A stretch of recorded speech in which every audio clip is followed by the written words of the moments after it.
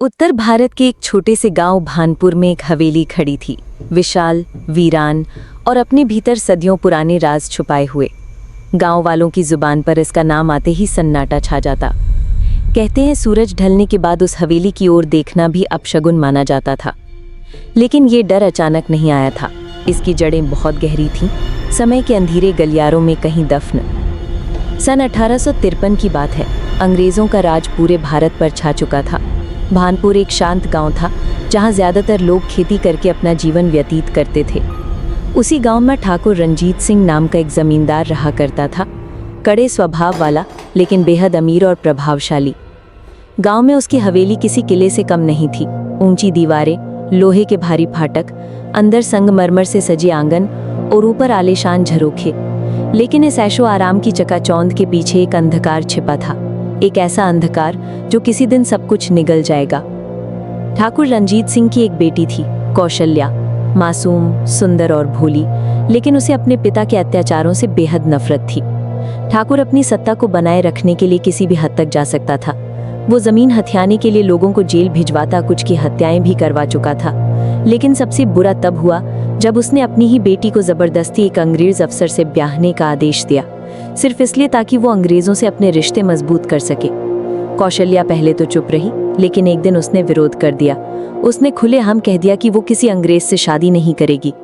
गुस्से में आग बबूला ठाकुर ने उसे हवेली के अंधेरी कोठरी में बंद कर दिया, जहां रोशनी का एक कतरा भी नहीं आता था। कहते हैं उस कोठरी में कई साल पहले एक नौकर की मौत हो चुकी थी और तब से वहां अजीब घटनाएं होती थीं। कई दिनों तक कौशल्या की चीखें हवेली की दीवारों में गूंजती रहीं, लेकिन किसी ने उसे छुड़ाने की हिम्मत नहीं की। गांव के लोग कहते हैं कि आखिरी रात जब कौशल्या की चीखें आईं तो पूरा गांव कांप उठा था। उसके बाद सब शांत हो गया, बहुत शांत। ठाकुर ने ऐलान कर दिया कि उसकी बेटी की मौत हो चुकी है और उसे हवेली के पिछवाड़े में दफना दिया गया है। लेकिन उसके बाद हवेली कभी पहले जैसी नहीं रही।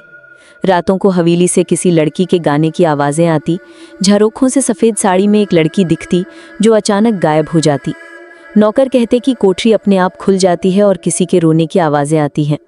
धीरे धीरे नौकरों ने काम छोड़ दिया, ठाकुर अकेला होता गया। और फिर एक दिन ठाकुर की लाश हवेली के आंगन में मिली।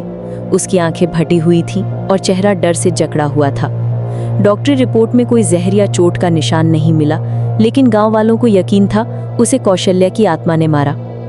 उस दिन के बाद से हवेली को शापित घोषित कर दिया गया। कोई वहां नहीं जाता। अंग्रेजों ने कोशिश की उसे कब्जे में लेने की, लेकिन जो भी गया वापस नहीं लौटा। एक अफवाह फैली, कौशल्या की आत्मा अब भी उस हवेली में बंद है, उसी कोठरी में जहां उसे जिंदा दफनाया गया था। फिर आया 1956।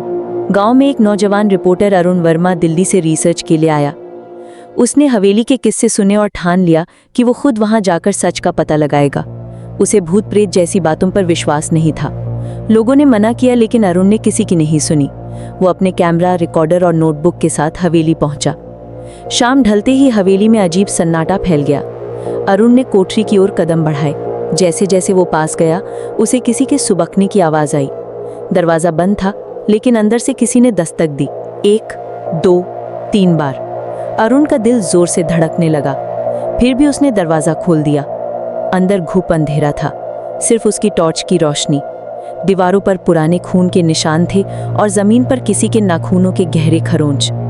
तभी अचानक टॉर्च की रोशनी बंद हो गई। पूरा कमरा अंधेरे में डूब गया।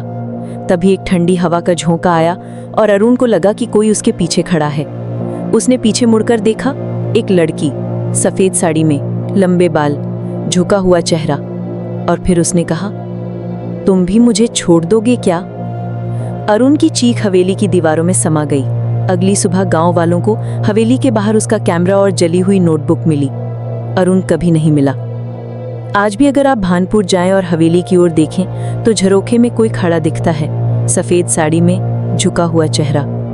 और अगर गलती से भी कोई कोठरी का दरवाजा खोल दे तो वो आवाज जरूर सुनाई देती है, तुम भी मुझे छोड़ दोगे क्या?